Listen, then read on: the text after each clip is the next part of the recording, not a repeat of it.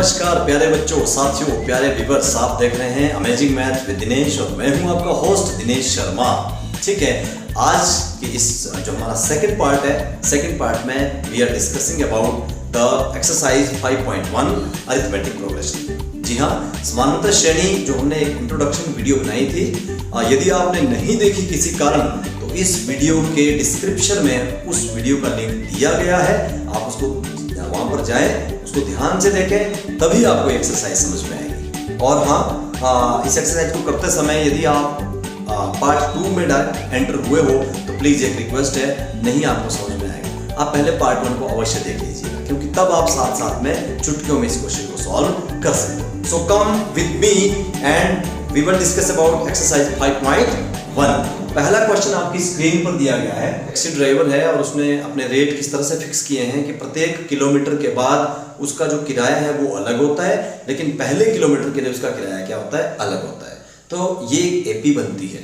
जब हम मार्केट में जाते हैं, अपने डेली लाइफ में जाते हैं, तो वहाँ पर बहुत सारे एग्जाम्पल आपको एपीज के मिलेंगे, लेकिन हमने कभी ध्यान नहीं दिया होगा, लेकिन अब आपने देना है ध्यान उसमें। ठीक है, क्या है क्वेश्चन में कि एक टैक्सी ड्राइवर ने फर्स्ट किलोमीटर का किराया किया है फिक्स 15 रुपीज।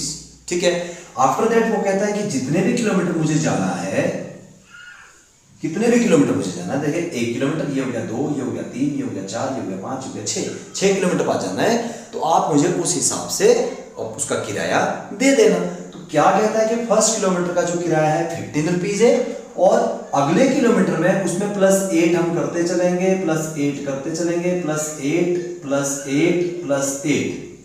एक चीज यहाँ पे कुछ माइंड स्ट्राइक कर रहा है कि एक श्रेणी हमारी बन रही है यहाँ पे 1 2 3 4, पहले पद जो पहला हमारा टर्म है वहां पे 15 है, उसके बाद उसमें +8 करो, फिर +8 करो, फिर +8 करो। अरे भाई, ऐसा तो हमने एपी में सीखा था, और ये +8 क्या है, this is the difference, common difference.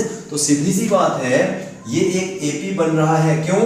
क्योंकि सारा का सारा डिफरेंस कैसा है, एक जैसा है। तो एपी क्या बनेगी, पहले किलोमीटर का किराया कितना है 15, दूसरे का किलोमीटर का किराया कितना है, जनरल फॉर्म ध्यान देना है, 15 + d, 15 + 2d, हाँ जी, 15 + 3d एंड सो ऑन। तो एपी क्या बनने वाली है हमारे पास 15 + 8, ये d है आपके पास, कॉमन डिफरेंस। 15 + 8 कितना हो गया, 23, 31, 39 एंड सो ऑन। तो इस तरह से फर्स्ट क्वेश्चन जो था टैक्सी ड्राइवर का, ये हमने इस तरह से सॉल्व किया कि एक फर्स्ट किलोमीटर का किराया इतना है, उसके बाद इसका डिफरेंस पड़ा है। आई होप कि आपको ये क्वेश्चन समझ में आया होगा with the help of D and with the help of the general formula of AP. क्या होता है, ए लिख दो यहाँ पर, जनरल फॉर्मूला ऑफ ए, हाँ जी, a + d, a + 2d, a + 3d and so on. इस तरह से a की वैल्यू डालो, d की वैल्यू डालो, एंड यू कैन मेक पता नहीं कितनी एपी आप बना सकते हो। आइए चलते हैं क्वेश्चन नंबर 2 के ऊपर। नेक्स्ट क्वेश्चन, फर्स्ट क्वेश्चन के नेक्स्ट पार्ट की बात करते हैं। देखिए, ये जो पार्ट आपको दिए गए हैं ना, इसमें ये भी पूछा है कि निम्नलिखित जो वाक्य दिए हैं, सेंटेंसेस दिए हैं, उनकी एक श्रेणी बनाइए, पहले श्रृंखला बनाइए, प्रोग्रेशन बनाइए, और उसके बाद चेक भी करना है आपने कि क्या ये एपी है, मतलब क्या ये समांतर श्रेणी है या नहीं है। तो पहले वाला बाई चांस हमने जब सॉल्व किया तो उसका डिफरेंस एक जैसा था और एक एपी हमारे पास बन रही थी, लेकिन जो दूसरा क्वेश्चन है उसमें भी देखते हैं सबसे पहले कि क्या उनका डिफरेंस एक जैसा है, और यदि डिफरेंस एक जैसा हुआ तो भाई हम नहीं रोक सकते, वो समांतर श्रेणी होगी। क्वेश्चन क्या है, आपकी स्क्रीन पर नजर आ रहा होगा। क्वेश्चन ये है कि किसी बेलन में उपस्थित हवा, एक बेलन है आपके पास, बेलन बोले तो सिलेंडर, इस तरह का एक सिलेंडर है, उसमें कुछ हवा है, टोटल हवा मान लीजिए वो हवा कितनी 100% है, मान लीजिए कितनी हवा इसमें 100% है, टोटल हवा है। और ये कहता है कि एक बार पंप से हम हवा निकालते हैं उसमें से, तो उसमें से टोटल हवा का 100 में से 1/4 पार्ट निकल जाता है, तो बाकी पार्ट उसमें कितना अंदर बच जाता है। फिर दोबारा से पंप निकालते हैं, फिर 1/4 निकल जाता है, फिर निकल जाता है, फिर निकल जाता है।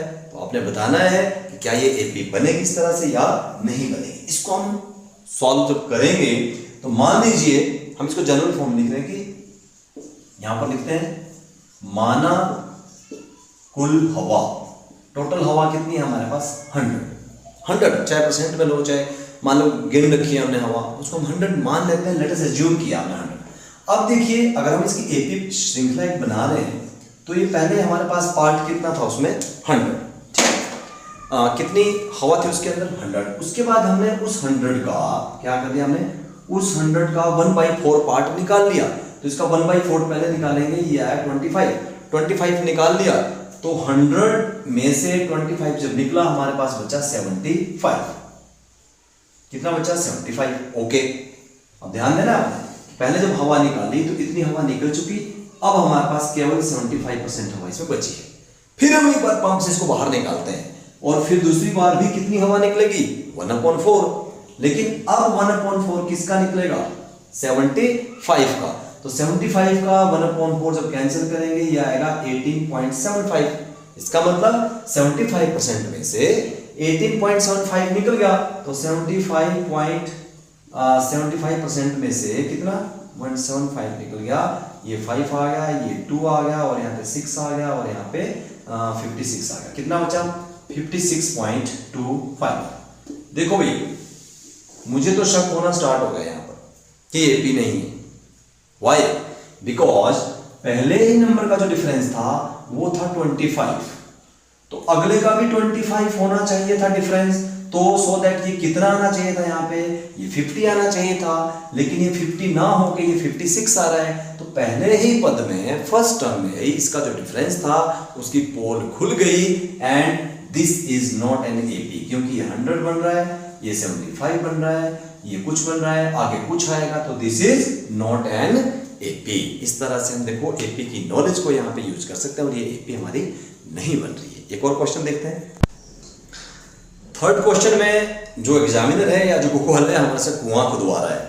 ठीक है, कुआं कैसे खुदवा रहा है, ये कहता है कि कुआं खोदना है और जब कुआं खोदने को मजदूर से बात की जाती है तो मजदूर भाई कहते हैं कि देखो भाई 1 मीटर, वही बात है जैसे यहाँ से कुआं नीचे खोदना इस तरह से, और शुरू का जो 1 मीटर का जो स्पेन है उसका उनका रेट है 150 रुपीज, मीन्स 150 रुपए लेते हैं वो 1 मीटर के, और उसके बाद प्रति मीटर 50 रुपीज के हिसाब से वो उसको ऐड उसमें अपनी राशि जो है वो कर लेते हैं। तो आई थिंक यहाँ पर यदि हम इस डायग्रामिकली देखें तो ये वही क्वेश्चन बन गया जैसे फर्स्ट क्वेश्चन हमने किया था टैक्सी के ड्राइवर का किराया। यहाँ पर भी देखो पहले यदि हम बात करेंगे पहले मीटर का जो उनका रेट है वो 150 है, और दूसरे बात वो क्या बोलते हैं कि हम 150 में 50 ऐड कर देंगे भाई, फिर कितना ऐड करेंगे 150 में 2 बार 50 ऐड होगा, मतलब 2 × 50।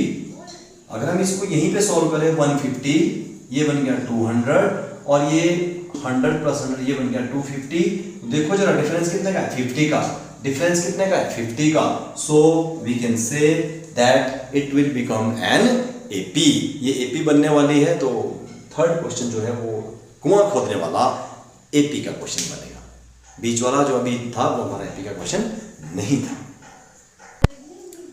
फर्स्ट का फोर्थ पार्ट लास्ट पार्ट है, इसको भी मैं कर ही देता हूँ क्योंकि बहुत सारे बच्चे कंफ्यूज ना हो। और हाँ देखो बच्चे क्या करते हैं कि गाइड का इस्तेमाल करते हैं, लेकिन गाइड क्या होती है कि गाइड बोलती नहीं है, गाइड में लिखा है तो लिखा हुआ अगर मैथ में पढ़ना आ जाए तो फिर टीचर की आवश्यकता नहीं होती है। लेकिन जो मैं आपको पढ़ा रहा हूँ मैं एक बोलती एमबीडी हूँ आपके पास, ठीक है, बोल भी रहा हूँ समझा भी रहा हूँ, तो यहाँ से आपको मुझे लगता है यकीनन आपको ज़्यादा समझ में आएगा। और इस पार्ट को वहाँ देखने के बजाय यदि आप यहाँ देखोगे तो आपको कुछ और चीज़ें भी मिलेगी जो बेसिक्स मिलते हैं और समझ में भी आएगा। नेक्स्ट क्वेश्चन क्या है कि किसी व्यक्ति ने बैंक में 10,000 रुपीज डिपॉजिट करवाए, बैंक में कितने पैसे जमा करवाए 10,000, और ये उसने कंपाउंड इंटरेस्ट पे, ध्यान रखना आपने, कंपाउंड इंटरेस्ट यानी कि मिश्र धन, हिंदी में हम कहते हैं मिश्र धन के तौर पे उसने जमा कराए, और जो पी था प्रिंसिपल वैल्यू आपका 10,000 था और जो आपका रेट ऑफ इंटरेस्ट था वो था 8% पर ईयर। ठीक है, हम बैंक में जब पैसा जमा करते हैं तो कंपाउंड इंटरेस्ट पे ही करते हैं, ठीक है, लेकिन कई बार हम किसी को पैसा ब्याज पे दे देते हैं तो हम कहते हैं कि 5% के हिसाब से मुझे दे देना, तो 10,000 दिया तो 5% जो उसका बना 500 रुपये या 5,000 रुपये वो हम वापस ले लेते हैं, बाकी हम कंपाउंड इंटरेस्ट नहीं जोड़ते, लेकिन बैंक्स में कंपाउंड इंटरेस्ट जोड़ता है। तो सबसे पहले हमने बैंक में जो पैसा जमा किया वो था आपके पास 10,000 रुपीज, फर्स्ट टर्म हम इसको कह सकते हैं। 1 साल बाद उस पैसे का कितना बना होगा, तो हमें यहाँ पे कंपाउंड इंटरेस्ट का फॉर्मूला लगाना पड़ेगा।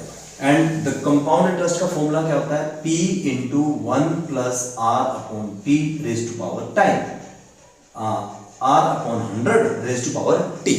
तो टाइम तो 1 साल का है और प्रिंसिपल अमाउंट कितना है 10,000, 1 प्लस R अपॉन 100 समय 1 है, तो 10,000 इंटू ये जब एलसीएम लिया, ये बड़ी कहानी है, ये नहीं बताऊंगा कैसे हुआ एलसीएम लिया, तो 20 से 20 कैंसिल हुई और ये कितना बचा आपके पास 10800। तो नेक्स्ट ईयर हमारे पास अमाउंट कितना हो गया 10,800।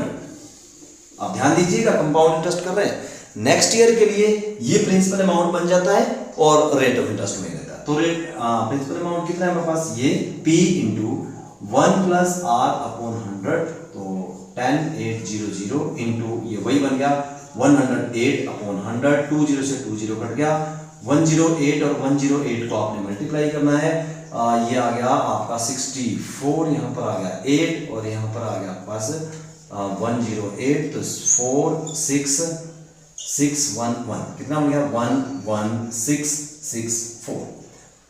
नेक्स्ट टर्म निकालने से पहले हम एक बार इसको चेक कर लेते हैं कि क्या हमारा डिफरेंस बराबर आ रहा है या नहीं। तो मुझे तो लग रहा है कि भाई आ रहा है, आपको भी लग रहा है? नहीं आपको नहीं लग रहा है, क्यों? देखिए यहाँ का यदि हम डिफरेंस देखें तो यहाँ पे डिफरेंस कितना है +800, ठीक है। तो सेकंड टर्म और थर्ड टर्म का जो डिफरेंस है वो भी +800 होना चाहिए। यदि ये AP है तो कितना होना चाहिए था यहाँ पे, बताइए मुझे। ये तो होना चाहिए, इसमें 800 जोड़ेंगे तो 11,600 होना चाहिए था, लेकिन ये कितना है 11,664। So this is not an AP। तो यदि आपको AP की समझ है तो आप किसी भी श्रेणी को, किसी भी प्रोग्रेशन को पकड़ सकते हो, बता सकते हो कि this is AP, this is not an AP।